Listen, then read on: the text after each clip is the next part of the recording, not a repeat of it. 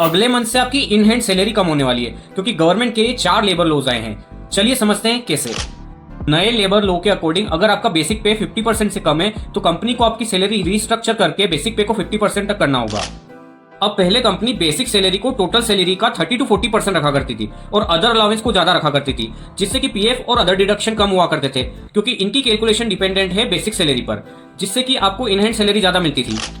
लेकिन अब बेसिक पे 50% तक हो गया है तो आपकी पीएफ और अदर डिडक्शन ज्यादा कटेंगे और इन हैंड सैलरी कम हो जाएगी।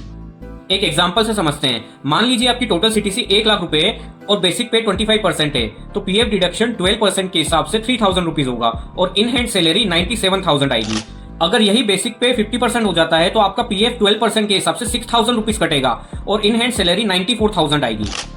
तो पीएफ और एनपीएस ज्यादा डिडक्ट होने की वजह से आपको लॉन्ग टर्म में रिटायरमेंट बेनिफिट ज्यादा मिलेगा, लेकिन वहीं पर शॉर्ट टर्म में आपकी इन हैंड सैलरी कम हो जाएगी। तो अब मुझे कमेंट सेक्शन में बताओ कि ये चेंज आपको कैसा लगा।